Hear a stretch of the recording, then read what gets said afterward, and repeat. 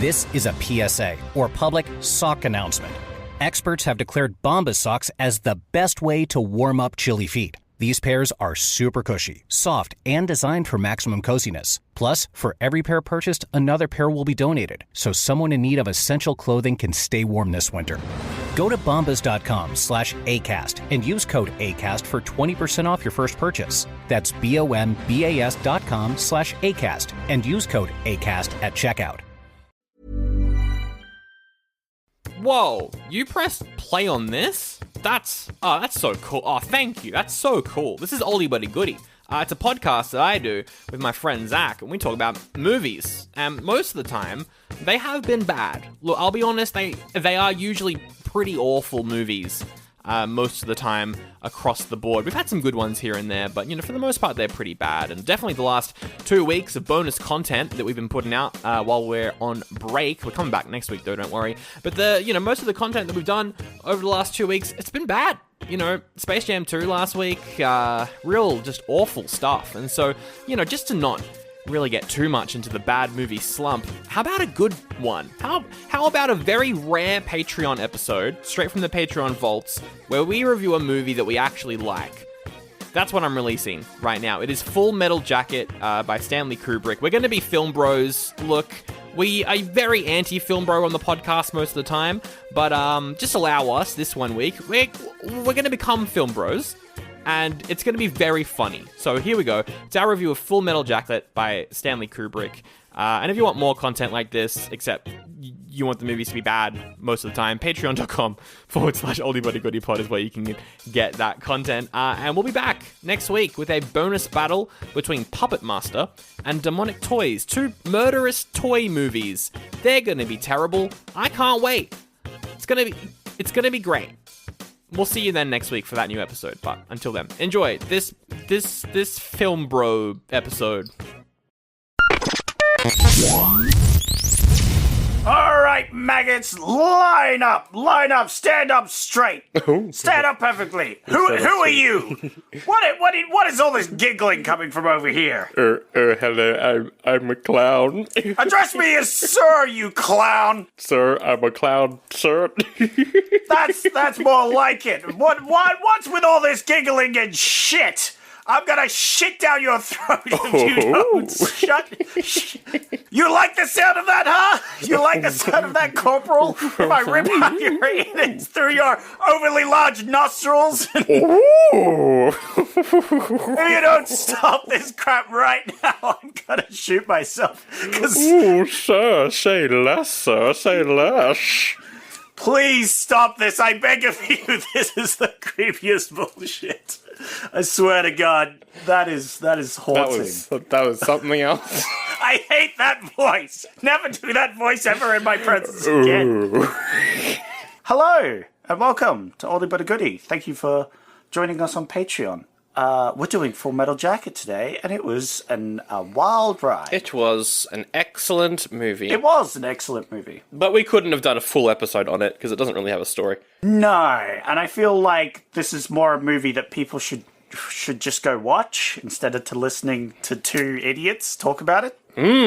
Speaking of, go watch it. Go watch it. We're gonna more lean towards some of the bigger spoilers near the end, but we're still going to be spoiling pretty much all of it. So if you haven't seen it for some reason, go give it a watch. We'll try to do a little spoiler light start, so there isn't any spoilers, and then we can talk about some of the more deep spoilers early on.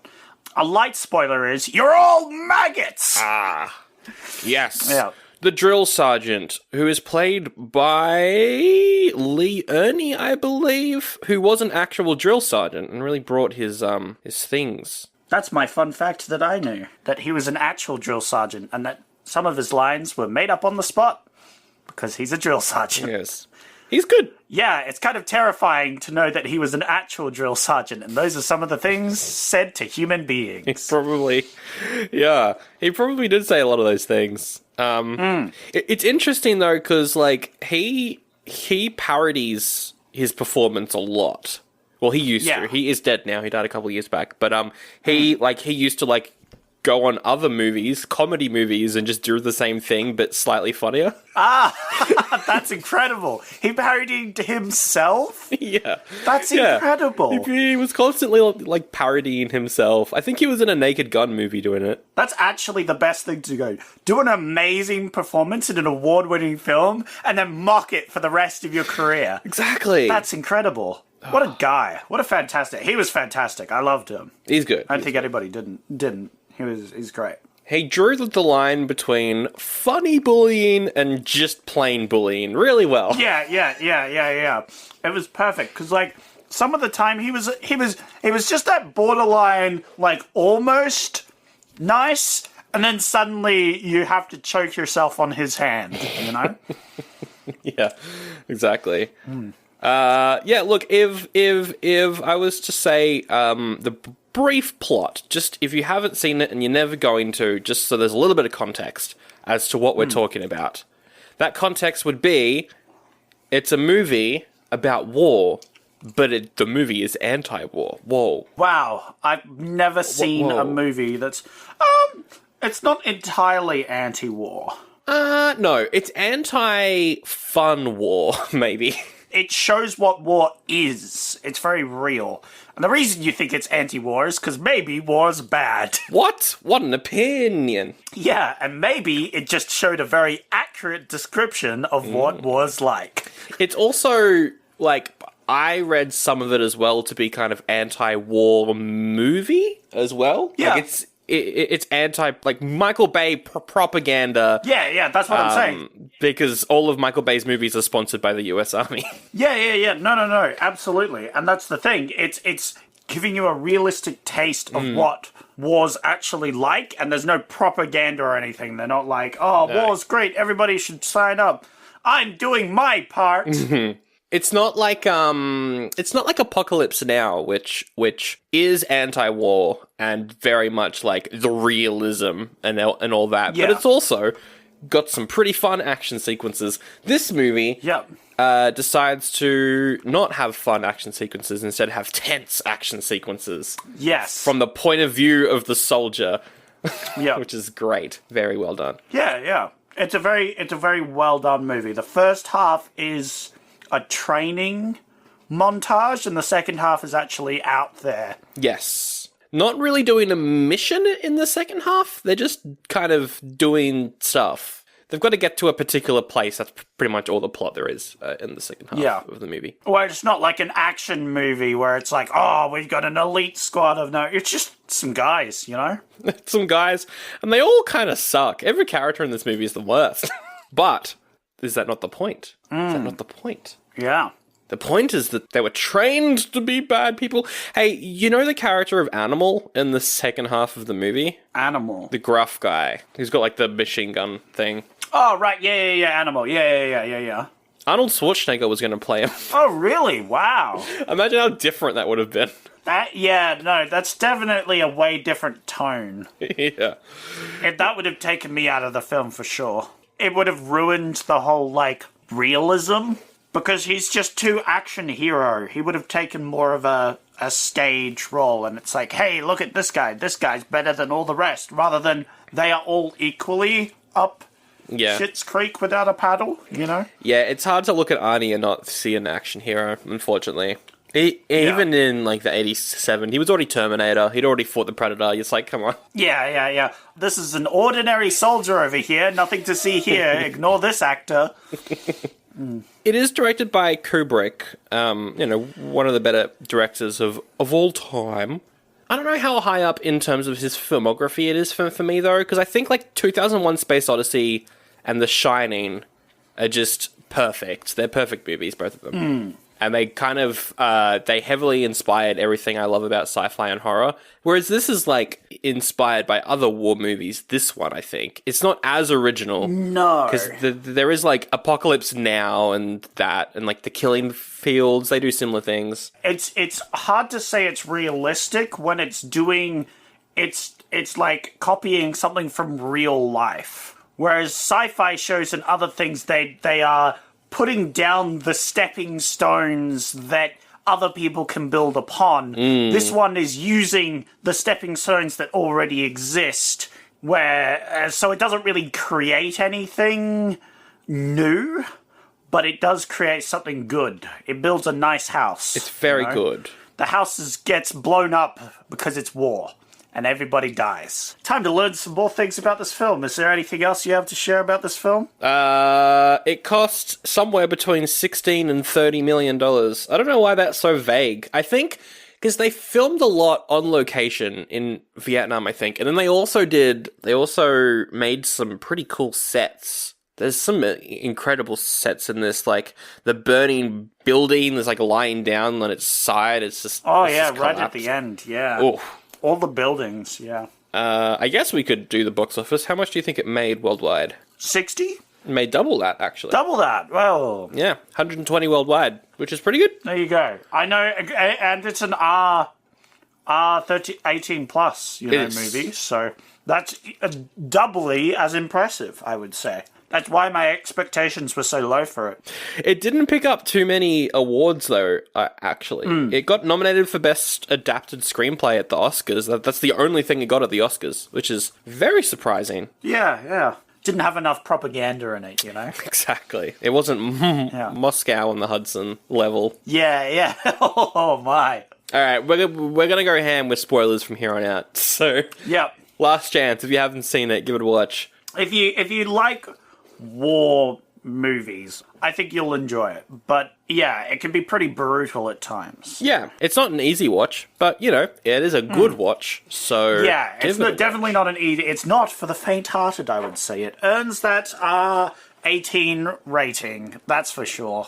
And it's not as artsy-fartsy as something like Amadeus. Yeah. Oh, Amadeus, which, what a good movie. Obviously, we both loved. Amadeus is one of those movies that I think I wouldn't like at all and then end up liking. Whereas this one is like I could learn to like this sort of thing. But yeah, I would say even now, I watched it about a couple of hours ago this afternoon. Yes. Yeah, it's still leaving an impression on me. Trying to think about it, it's like a nugget in my skull, just sort of sitting there and oozing into my brain. Great. Because it's brutal. People died, and it's like, woof, that's rough. Yeah, and the Vietnam War, it's a hard war to make movies about because it probably shouldn't have happened. Yeah, it's a terrible thing that happened.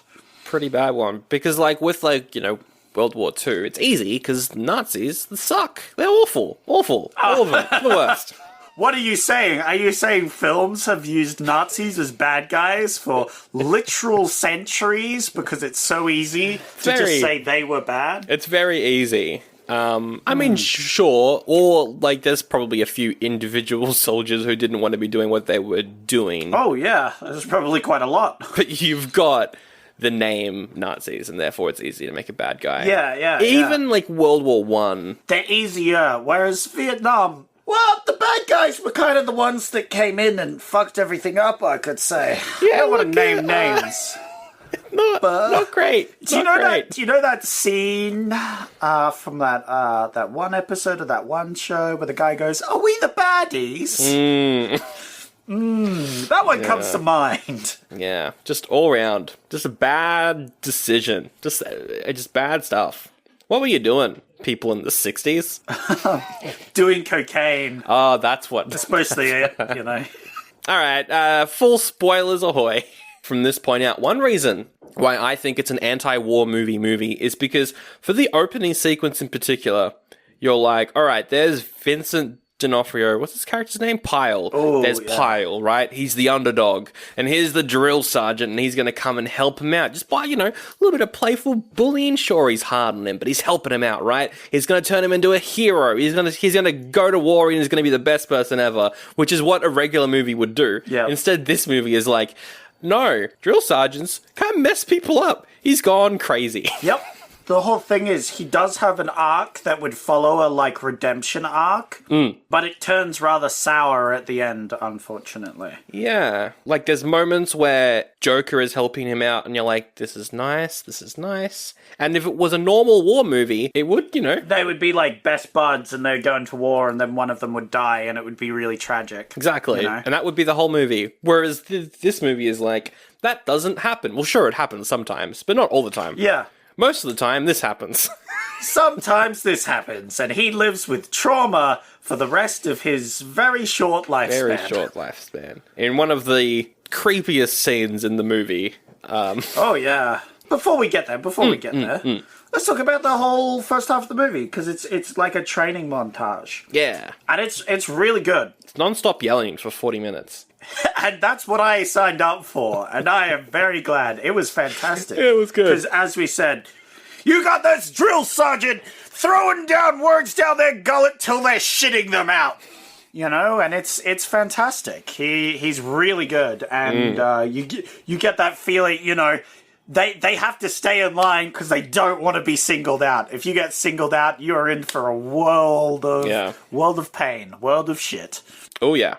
And it's, he says a lot of, not nice things to particular people. Oh, yeah. But I was like looking through Letterboxd reviews and people were like, can't believe people like this movie. It's such a racist movie. Yeah, but it's real. Yeah. The army is renowned for just being kind of gross. So, yeah. Yeah. No, I thought that was the whole point. The whole point was it's pointing out what war is like. War isn't nice. It's not. It doesn't play fair, and that's definitely part of it. Like, it's not overly racist. It's not saying it's showing you what it was like back then in the Vietnam War. Like, they were calling Vietnamese people these slurs and other things, and just, you know, just shooting them from helicopters. That the one guy was like, in every Vietnamese, there's an American trying to get out or something.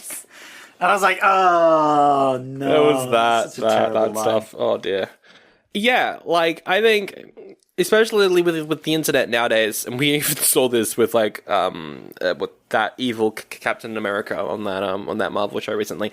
People take entertainment a little bit too seriously. If a movie's trying to make you feel bad, and you feel bad, the movie succeeded, and therefore, the movie was good. Yes. If the movie made you feel bad and you're angry at it, good, because it made you think. Yeah. Obviously, that's not the thing. It's not a movie that makes you feel good. No. But it makes you feel. Makes you feel. And sometimes that's all you need to do. It's the only film we've done this year that made us feel things in a good way. Because, like, all the best films we've done this year are just, like, action stuff, you know? Like Predator. I'd say RoboCop definitely... RoboCop had themes in it, that's true. Yeah, had some overall themes, which I thought was quite good. And definitely made you feel different. But also, it was an action movie, so I was like, yeah, explosions, bad guys die, yay! Yeah. Yay! Where in this movie, it's like, oh no. Oh no. And it's not like action movies about wars shouldn't exist. Yeah. It's just that, you know, you also need a bit of realism to balance out the action fantasies of Rambo in the Vietnam War. Yeah, to balance out the propaganda. Yeah. They go like, wow, war sounds great. Although the Rambo films set in Vietnam are actually pretty harrowing. So Rambo is a bad example. That weird Chuck Norris film we did last year, that one, stuff like that. Yeah, it's just like, you know, I watched all this propaganda. Now I feel great about war. I should go to war. Then you show them this film. Oh no. And they're like, oh no. I love that quote, which was like, yeah, look, we're doing all the war things, and it feels like what I thought war would be. You know, the war that you saw on the TV, that's what I've been doing. And he's just like, he looks just destroyed on the inside. Yeah. This movie has a lot of quotes. Just like the whole movie is one big quote. Yes. Well, the first half, maybe. There's some good stuff in the second half, but more so the first half. There's some good stuff, but not all, but yeah, the first half is just so quotable in every way. There's even a meme. What is that? What the fuck is that? That's a meme. That's a good one. That's a meme. In fact, there's a lot of memes about this one. But anyway, like, show me your war face. Yep, that's a good one. That's not a war face. Show me your war face. That is a good one. Yeah.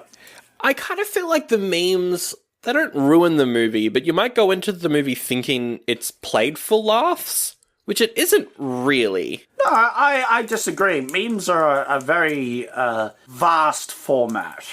And memes can be made out of almost anything, you know. So I feel memes are an art, you see. Many use them for laughs, but memes can be almost anything. And I think that's what makes them so beautiful. But for the first half of the movie is where I wrote down all my quotes. I didn't write down many, but I was going to share some of my favorites. Yeah, I have my top 3 favorites, which are, you climb obstacles like old people fuck. I laughed at that. That was a good one. That was a very good one. Drop your cocks and grab your socks. Today's Sunday. Divine worship at 800. That was good. Oh, 800, but yeah. I like, this is my rifle, this is my gun as well. As we're on that. Oh, yep. As we're on that topic. that entire thing down. Would you like me to read out the entire thing? Yes.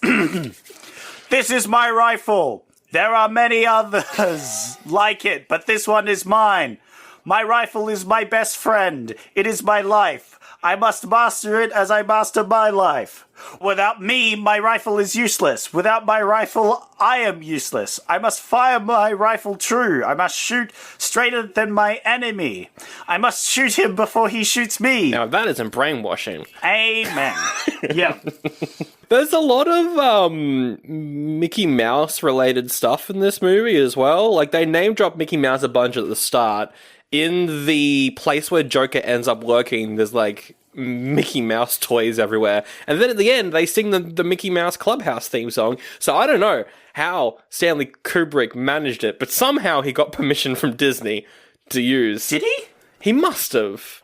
To use their song, you must have. I don't know, because I don't think they sang it exactly. That's the thing. I think there might have been some skirting around, you know? Because they add some things about war, and I don't remember that being in the Mickey Mouse Clubhouse tune. Sure. You know? So yeah, that first half, we see him training up Pyle, just breaking him down. Yeah, we have a few characters. We have Joker, Cowboy, Snowball, and Piles. And throughout the movie, we see those for Joker's. He's like a pretty good. He is a bit rebellious. He's a bit of a joker. He makes jokes which get him in trouble. Yes, but he's quite an honest individual, which also gets him credit back with the main officer. But Piles, on the other hand, is a terrible officer. He's a little overweight, and he's not very good at physical activities. Or any other activities. He's good at shooting. He's good at shooting, yeah. Which is great for later on in the film.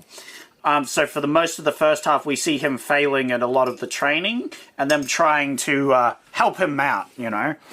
At least Joker is assigned to helping him out. And then, but eventually, the rest of the Corps get punished for each of his mistakes. Yes. He smuggled a jelly donut, and then they've got to do. Yeah, there's one scene where he smuggles a jelly donut, the sergeant finds out, and then he's like, I'm fed up with punishing you, I'm going to punish everyone else every time you fuck up. Yeah, and so they all get mad at that. Yeah, they all learn to hate him, and then they all put soap in the end of their towels and whack him with it. And that really pushes him over the edge. After that, he's quite quiet. Yeah. There's a certain look in his eye. Some would say there's almost foreshadowing earlier on where they mention that a bunch of serial killers started in the Marines. Yeah. And were in a similar position to him. So you're kind of like, oh, maybe if he managed to get out of this, he would have, that would have happened, which is quite scary. But it doesn't quite get to that point because we get the bathroom scene. The actor Piles goes full, super creep. Yeah, he does, because in The Shining, there's scenes where Jack Nicholson plays it like a sitcom, except it's really creepy because everyone else is like running away from him. He kind of does the same sort of thing where he acts like he's in a completely different genre, and it just makes it super creepy. I feel like if he just had that, 1,000-yard stare they talk about, that would have been more sort of impactful for me, because then they, later on they talk about it. Okay. Yeah, I get that. And then maybe they could have had a scene where Joker was like, yeah, no, I've seen the 1,000-yard stare or whatever. Oh, yeah. Yeah, tie it back to there. I don't know. It's just some small things. But he was very creepy. It works. It works quite well as he shoots the sergeant. And then, spoiler, he shoots himself. Yes. Which, if you were wondering, why is this rated R? That's why, that scene. Yep, not for the rest of not for the rest of the scenes. It was for that scene. That one in particular is one of the most. Good lord.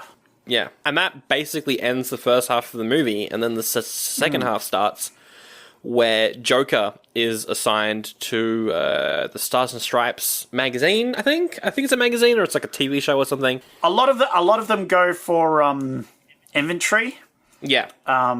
Yeah. But he went for that one. And so we follow him into there, and we see an army base where he's sort of moved into that. And now he reports for the army. They have like a newsletter and stuff that they give out to the rest of the Marines and all that. I like how it's pretty small, but we even see that's kind of not corrupt, but it's, they want propaganda. It's like, there was an attack over here, we shot at them, was there any confirmed kills? Nope, not that we know of. Nah, make up a confirmed kill, Yeah. Make it an officer or something. Exactly. So Joker and the main commander of that have a bit of back and forth over that. Yeah, which is good. There is a bit of stereotypes for the Vietnamese people, which look. Yeah.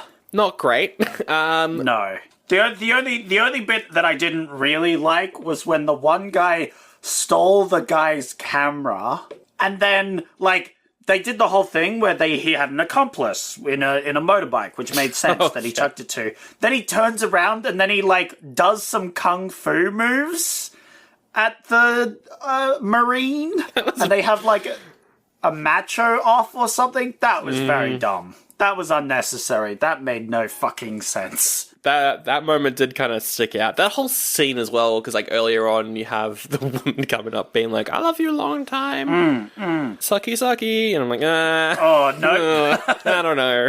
Yeah, it's a stereotype. Yeah. So Joker eventually comes back across Cowboy and his squad. Yeah. Where we meet some pretty interesting people, like Animal. Yeah, he's a little intense, not gonna lie. Which I guess kind of that's the action hero, right? If this was a regular movie, which makes sense that, Arnie was going to play him, that would be the action hero role, right? He'd be the badass, right? Sure, he's a bit rough around the edges, but he's the, he's the best guy there. And then this is but in reality, if someone had to do that, they probably end up being like this. Yeah. But not the worst either. He's just, very gung-ho. Yeah. It does kind of dip a little bit in the middle, I think. Yeah, I think it kind of lulls down for a bit, and it stretches on for a while. It is a long movie. I feel like you could cut it down just a little, but I don't know. I think for the content it has, it's a little stretched out, but I'd be fine if it was 4 hours. Yeah, that's what I'm saying. You could probably cut another 10 minutes off it, sure, and it would be fine. But it was still good. It was still very, very entertaining. Very entertaining, especially by our standards. My God. They get attacked. There's a big fight. They move with a squadron, and their objective is to get to one of these locations. Yes. That's their objective. It's just to kind of cross the city. Yeah, but they get a little sidetracked, and then people start getting shot.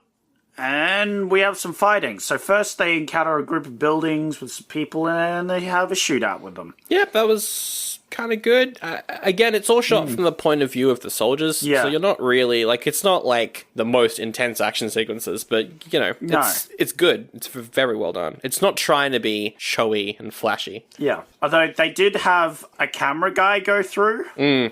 Not for the movie, but for American Propaganda 101. Yeah. And so they have, like, they interview some of the soldiers, you know? That was good. I liked that whole section. I liked that some of them had different perspectives as well. Like, one guy was like, my place is here in Vietnam. And the other guy was like, I think fucking war sucks. Yeah. And I was like, oh, that's cool. It's not exactly coherent, you know? Yeah. And, like, some of the soldiers weren't very good on camera. They were pretty rough around the edges on the camera, which was, you know, realistic. Which is funny, because they're movie actors, and throughout the rest of the movie, they're acting quite well. But in the... So, I don't know. It's funny to watch actors trying to be bad at acting. Actors playing bad actors, yeah. Yeah, which is... I find that amusing. It is always fun. Yeah, the whole second section is basically just leading up to what I think might be the best sequence in the movie. I know a lot of people love the opening, but just the sniper sequence, it's like half an hour long. It is phenomenal. It's an incredible half hour. As they're trying to get from this one location to this other location, they get a bit lost in the middle, and they've got to cross through a bunch of buildings where a sniper is, and they send in one person, that person gets shot, and they're like, oh, we got to try and get him out of there. But if we do that, the sniper's going to get us. It just goes on and on as they like make up a strategy and stuff, and eventually you find out the sniper's this teenage girl. Yeah. These trained Marines that spent years of their life to fight in this war, like 3 of them, including the commanding officer, got taken out by this sniper girl, and then they have to kill just a random girl. It's like, war isn't fun. War isn't fair, you know? It's rough for both sides. Yeah. It's such a tough sequence. Like, it's very, very, and the blood as well, because you see them all getting shot up.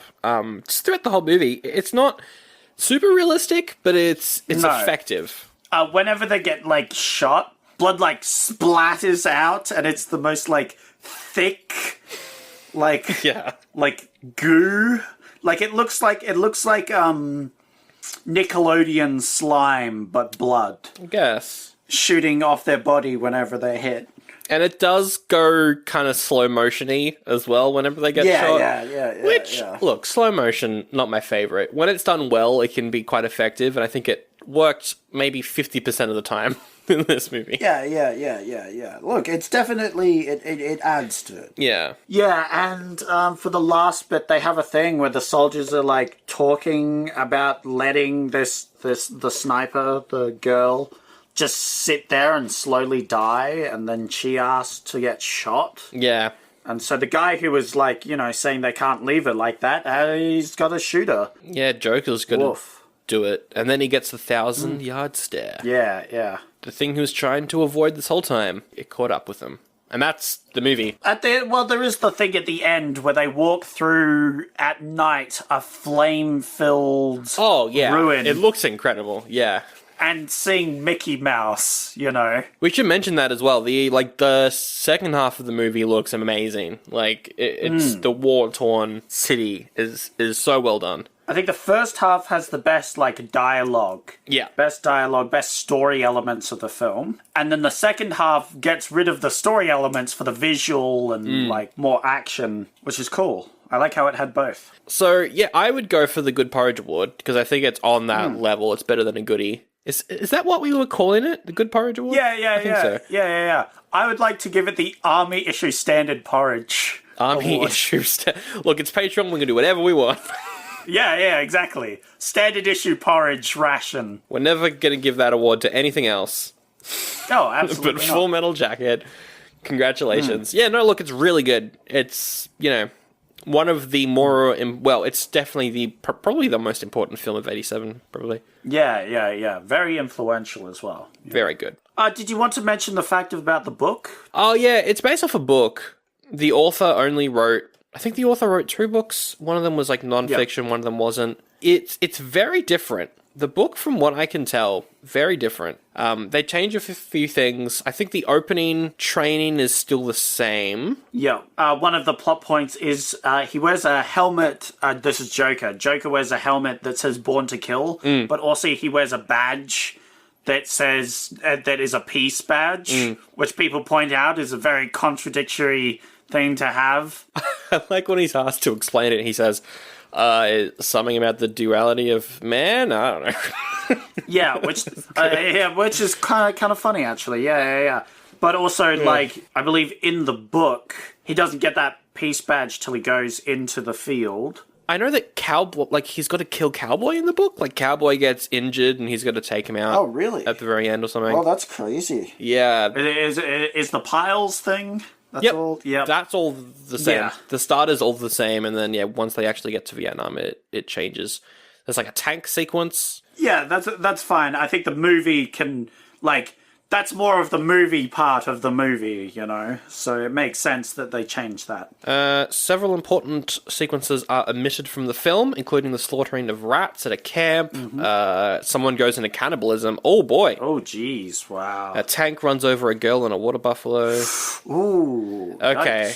So probably just a bunch of stuff that were like, we're not going to go that far. Oh, yeah, or they just didn't have enough time. Well, yeah. Because I feel like the rat scene is less traumatic than some of the other scenes. I mean, the cannibalism and the other one are objectively more the cannibalism and the other one are pretty bad. Those ones definitely... But, like, the rat scene's probably just cut for time. Yeah, more probably. than anything. There's some interesting stuff in that book, apparently.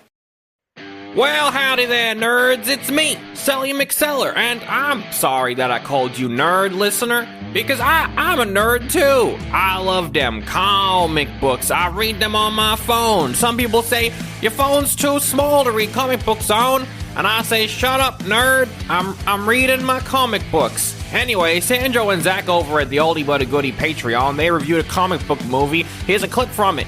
For who's in the movie, I think it's really good. But there are characters I would say are missing. That's fair, true. Mostly Gambit. He's not in these, Zach. Gambit shows up later on, and you know what? Maybe you shouldn't have. I feel like Gambit's he's one of those mutants who's stand alone. He does his own thing. He's got his own comic book. He's not known for being in the X-Men, really. Yeah, but same with Wolverine. So fuck you. You got a very good point there. Yeah, got you good, Grizz. Got you fucking good. Fucking spot on, actually. Yeah, fucking slap that argument down. Fucking God. Slam that. Oh yeah, the movie they reviewed is X-Men 2, also called X-Men United, also called X2, and it's up now at patreon.com/Oldie But Goodie Pod, where you can be a nerd and spend money, get free, and no, it's not free because you're paying money for it, but get podcasts, bonus podcasts. My accent's weird today. I've got a cold. Anyway, patreon.com/Oldie But Goodie Pod. You can get that bonus episode and put it in your ear holes. You can also get a bunch of ad-free episodes too, so you don't have to listen to this mess of an ad ever again. This is the worst one so far. I'm an American. Yeehaw!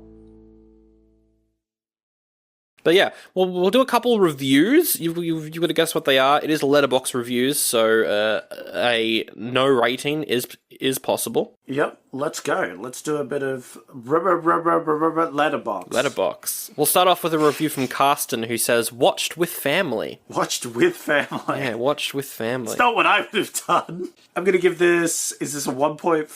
It's 4.5 stars. 4.5 stars. Okay, this is quite a positive. Yeah. How about one from Matthew? He says, boo-hoo, soldier gets sad. Wow, no sympathy. Jesus Christ. We literally see men get shot in this movie, and this person's having none of it. 0.5? Yep, that's 0.5. Yeah, that's 0.5 from Matthew. The part where they're singing Happy Birthday to Jesus on Christmas, LMAO, is from Kayla. Yeah. Another 4.5? That is 5 out of 5. 5 out of 5. 5 out of 5. Okay. This is from Epic Reviewer 69.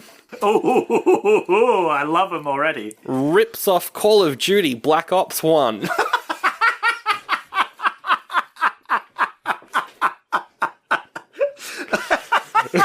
His review did not disappoint.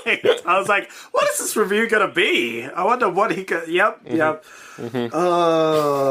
This is probably a is this a 5 out of 5 or a 0.5? What do you think? I don't know. I'm going to go 0.5. It's 0.5. It's 0.5. Hey! This is from Wes. No offense, but Everybody knows that the bird is the word. Pa pa pa pa pa pa pa pa pa meow meow pa pa.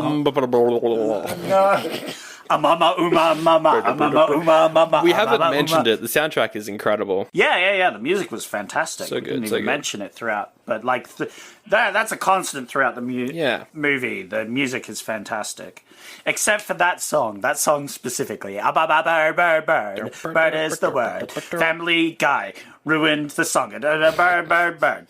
5 out of 5. That is 4.5. That was the 4.5. I'll do 2 more. This one's from Jake, who says, "You're so ugly, you could be a modern art masterpiece." Might be the best line in cinema.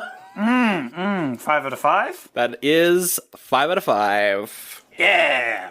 All right. And I'm very confused by this last one, but I will end it with a review from Mermillo, who says, "Any person who praises this movie is likely either a war criminal descending directly from war criminals or fantasizes about committing war crimes." Wow. So I guess we're just a couple of war criminals. Guess we're just a couple of war criminals on our pro-peace podcast. Pro-peace podcast. A pro-peace podcast? A pro-peace podcast. Pro-peace podcast. Damn it. So close. It's 0.5. Yeah, 0.5. Yay! Okay. Whew. A lot of these negative reviews are like, "This movie's really racist." Well, yeah, I mean, that's what it was like. So It's not the movie's not racist. Real life was racist. So- That's the problem. yeah, But I'll say racism bad. We are anti-racism on this anti-racism podcast. we're pro-peace pod and we're an anti-racy pod. And I don't like that. I don't like. No. That could be misconstrued. You're right. Not racy. Racist. There we Racist. go. All right. Well, there we go. Full Metal Jacket. We did it. We did the episode. Yeah. What an intense movie, man. I'll be thinking about this one for a while. Indeed. I'm probably quoting it. You were already quoting it. Now you're going to be quoting it even more. Now I'm going to quote it even more. I will say, I always love watching movies that have been influential and have had memes about them. Now I can officially use the memes from this movie. Yeah, of course. Before that's unofficial and you don't deserve it. If you haven't seen a movie that you use meme for, that's illegal. You cannot do that. What if it's something like the Emoji Movie and I don't ever want to watch it, though? That's an exception. Okay, good. That's definitely an exception. I'd say this only applies to movies so good they're memed. Yes. If a movie is so bad it's memed, then you're allowed to meme that one because, I don't want you to watch that. No, they shouldn't earn money from that. Yeah, exactly. But a movie so good it has good memes, then you should watch it. You should earn those memes. Exactly. Well, the next bonus episode is going to be The Evil Dead. It's going to be interesting because have you seen any of them before? No, I've Okay. not seen any Evil Dead whatsoever. It's going to be interesting to see you starting with the first one. Most people start with number 2. Really? But you're starting with the first one. It's a bit of a Terminator situation. Yes. You'll see why. Evil Dead, very much known for its comedy. First Evil Dead movie, very much not comedy. Oh, very interesting. Yeah, I'm kind of surprised that won the poll, but it'll be fun to go through them all, especially number 2, which did come out in '87 as well. Yeah. We'll do that next time. Until then, thank you so much for subscribing. As always, really appreciate it. Yeah, we love you. Mwah. Well, Zach does. Look, I can't. Don't worry, I've got enough love for the two of us. Oh. It's the clown's back. All right, see ya. You run podcasts like old people. Fuck. That doesn't make any sense, though. That doesn't work. But it sounds funny. It does sound funny. I'll drop your cocks and grab your socks. It's the end of the episode. That's how I want to end all episodes from now on. Drop your cocks and grab your socks. It's the end of the episode.